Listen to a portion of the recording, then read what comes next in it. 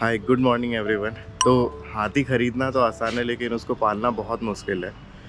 ये डायलॉग हम लोग हमेशा सुनते आ रहे थे और मैंने ये चीज़ एक्सपीरियंस की अपने लास्ट 1 ईयर में। तो हम लोगों ने BMW G310 GS around 1 year back purchase की थी और उसके बाद काफ़ी खर्चा करवाया है वो।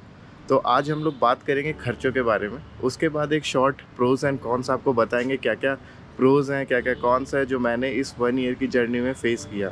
और ओवरऑल है ना, हम आपके साथ पूरी जर्नी शेयर करेंगे, कैसा रहा मेरा एक्सपीरियंस, क्या क्या इश्यूज़ हम लोग फ़ेस किए, किस किस राइड्स पे गए हम लोग, कितने किलोमीटर की थी राइड वो, वहाँ से आने के बाद क्या इशू हुआ।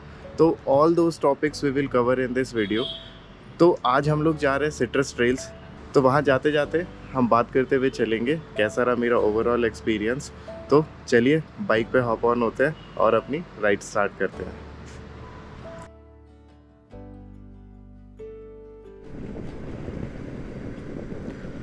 तो welcome back to this cockpit view. बहुत दिनों बाद एक छोटी सी हमारी राइड है। इस वीडियो में हम लोग बात करेंगे खर्चों के बारे में, उन खर्चों के बारे में जो आपको एक बाइक लेने के साथ आता है और मेनली एक प्रीमियम सेगमेंट की बाइक लेने के साथ आता है। तो सबसे पहला जो खर्चा आपके पास आएगा वो आएगा बाइक लेने का।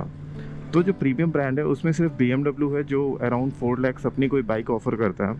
तो इस सेगमेंट में 3 बाइक आती हैं BMW की। फर्स्ट 310R जिसका प्राइस लगभग 3,84,000 ऑन रोड है।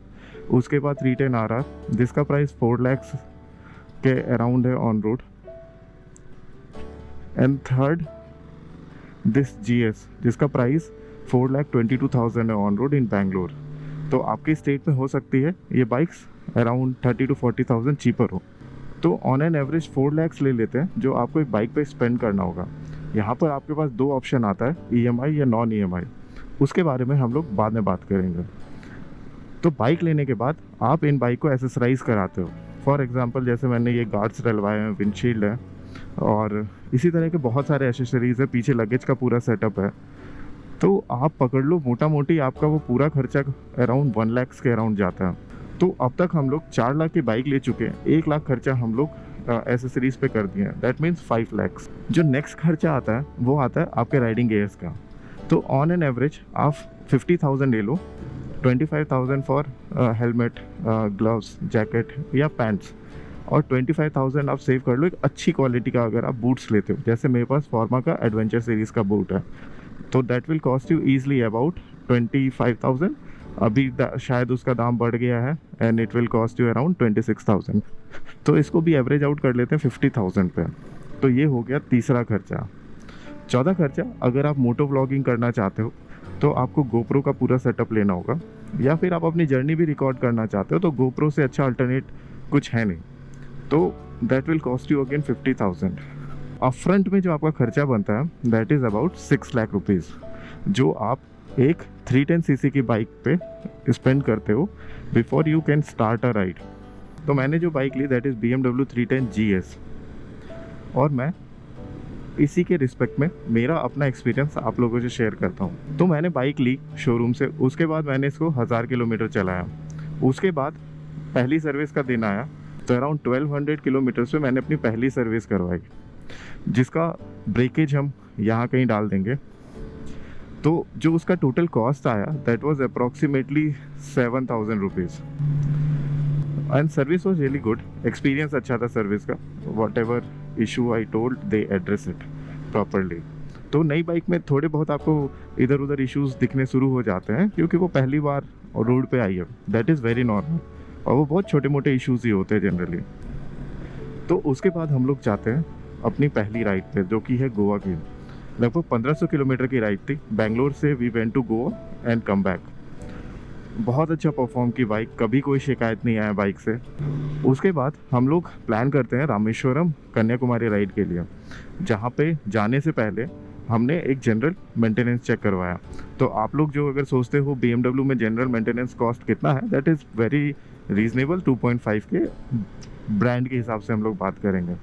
तो उसमें वो लोग चेन एडजस्ट करते हैं, क्लीन करते हैं, जितने भी फ्लूइड्स हैं उसको वापस से रिफ़िल करते हैं इनकेस ज़रूरत है तो दैट्स व्हाट दे डिड। उसके बाद हम लोग जाते हैं कर्नाटका की राइड में, जो आपको कर्नाटका ओडिसी के नाम से ये व्लॉग आपको हमारे चैनल पे मिल जाएगा, जहाँ पे हम लोग पूरा नॉर्थ कर्नाटका घूमते हैं। That ride was also about 1800 kilometre somewhere. Then we went to Ooty Kochi वाला राइड, जो आपको बैंगलोर ऊटी कोची करके एक प्लेलिस्ट है हमारे चैनल पे, उसमें मिल जाएगी। That ride was very awesome. 1500 kilometre हम लोग उसमें क्लॉक किए, और उस समय बाइक से कुछ कुछ नॉइज़ आना शुरू हो गया था। तो अब तक हम लोग लगभग 10,000 किलोमीटर चला चुके थे, और टू बी प्रिसाइज 10,500 के अराउंड, और सर्विस का भी टाइम आ चुका था जो कि था 11,000 किलोमीटर पे। तो हम लोग इसको सेकेंड सर्विस पे देते हैं। वहाँ पर दे कॉस्टेड अस अबाउट 14,400 समथिंग, और उसमें हम लोग ये चार्जर डलवाते हैं जिसका कॉस्ट आता है 4,700 रुपीज़। तो अगर हम उसको रिमूव कर देते हैं तो समवेयर अप्रॉक्सीमेटली हम लोग एज्यूम करते हैं the cost is about 10,000 rupees for second service. जिससे काफ़ी सारे चीज़ें चेंज हुई, जो आपको स्क्रीन पे दिख जाएंगी क्या क्या चीज़ें चेंज हुई, आप उसको पॉज करके देख सकते हो। एंड जितनी भी वाइब्रेशन के इशू थे, जो भी थे, सब कुछ फिक्स हो गया। तो ये था मेरा सेकेंड सर्विस तक का खर्चा। खर्चों का बात करते हैं, that is the main topic. एक साल में हम लोगों को कितना पे करना पड़ता है, that is what we will talk now. तो सबसे पहला चीज़ हम लोग बात करते हैं, आप इन खर्चों को है ना अपने हिसाब से ऊपर नीचे कर सकते हो, हम आपके यहाँ पर कई स्क्रीन में डाल देंगे। तो हम अपने एक्सपेंडिचर की बात करें जो हम लोग इस एक साल में लगाए हैं, तो जो पहला एक्सपेंडिचर है that is service number 1, that was about 7,000। Service number 2 was about 10,000। और एक बार मेरी बाइक में वायर हार्नेस चेंज हुआ है, उसके बारे में हम आपको आगे बताते हैं। That time I paid around 30,000। एक जनरल चेकअप का आई पेड अराउंड 2,500। इंश्योरेंस का आई पेड अबाउट 7,000। तो ओवरऑल इस एक साल में मैंने इस बाइक पे 56,500 रुपीज़ स्पेंड किए हैं। तो ये मेरा कॉस्ट जो हमको इस बाइक को मेंटेन करने में लगा। तो जैसा मैंने स्टार्टिंग में कहा था, जब आप बाइक लेते हो तो आपके पास EMI या नॉन EMI ऑप्शन आता है। तो सबसे पहले चलते हैं EMI की तरफ। अगर आप 2 साल के लिए EMI लेते हो फॉर 3 lakhs, तो उसका समवेयर अराउंड जो EMI पर मंथ बनता है दैट इज़ अबाउट 14,000 रुपीज़। सो आपका ये पहला खर्चा होता है, दैट इज़ EMI। सेकेंड खर्चा आता है आपका इंश्योरेंस का। ईयरली यू हैव टू पे about 7,000 rupees in insurance. Third खर्चा आता है आपका सर्विस का। सर्विस में आपका जाता है अराउंड 10,000 रुपीज़ ईयरली। तो ये वो खर्चे जिनको हम मेन कैटेगरी में डाल सकते हैं। इसके अलावा कुछ और खर्चों को आपको कंसिडर करना होता है। फॉर एग्जांपल, अगर आप अपनी बाइक ईयरली 10,000 किलोमीटर राइड करते हो, फॉर एग्जांपल GS 310 में आपको हर 1,000 किलोमीटर में 3 बार पेट्रोल डलवाना पड़ता है, और somewhere around it cost 800। Overall देखें 10,000 किलोमीटर के लिए तो वो 24,000 के अराउंड बनता है। उन मेजर डैमेज के लिए हम लोग 50,000 अलग कर लेते हैं। शायद रास्ते में बाइक ब्रेक हो गई या फिर कुछ भी हो गया, तो एक 50,000 अमाउंट हम लोग अलग कर लेते हैं। तो जो आपको ईयरली इस बाइक पे लगाने हैं, बेसिकली उसमें 50,000 माइनस कर सकते हो आप।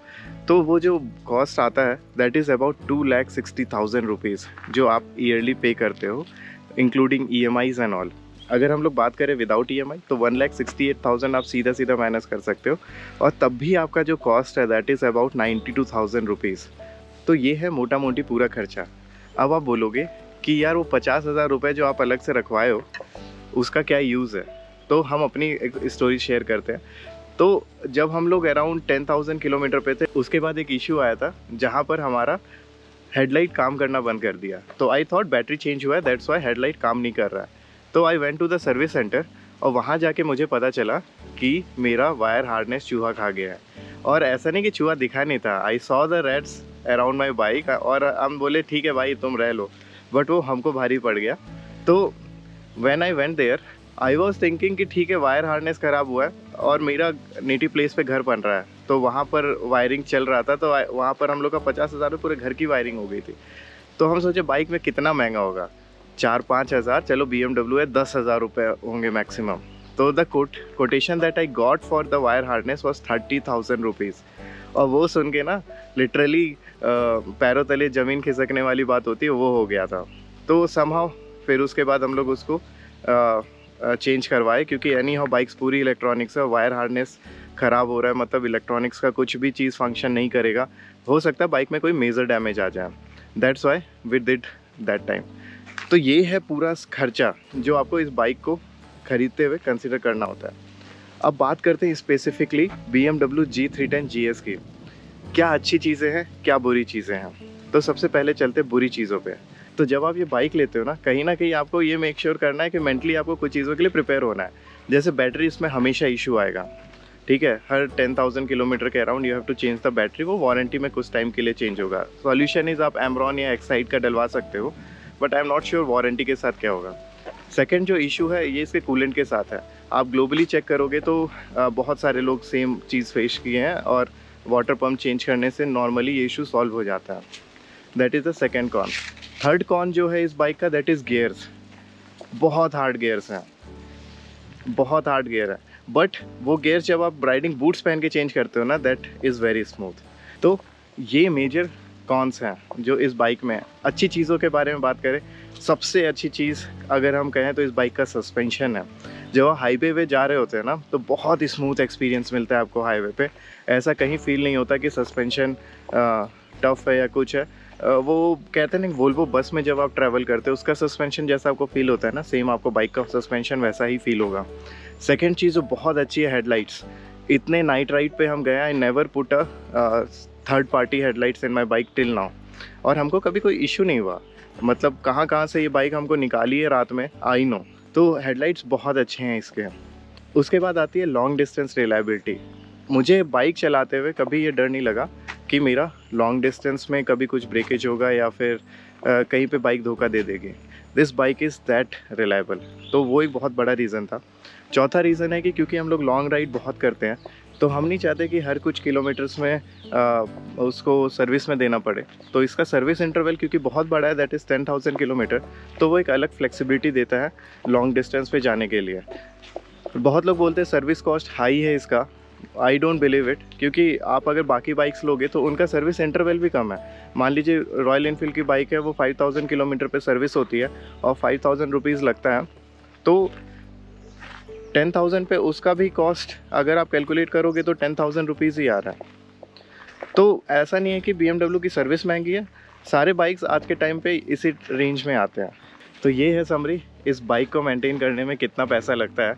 आई थिंक आप लोगों को अच्छा खासा आइडिया हो गया होगा इस वीडियो के थ्रू कि कितना आप लोगों को अप फ्रंट में सोच के चलना है। बाइक ख़रीदना आसान होता है लेकिन उसका मेंटेनेंस बहुत हाई होता है। जैसे फॉर एग्जांपल BMW में हमेशा लोग बोलते थे कि मेंटेनेंस हाई है।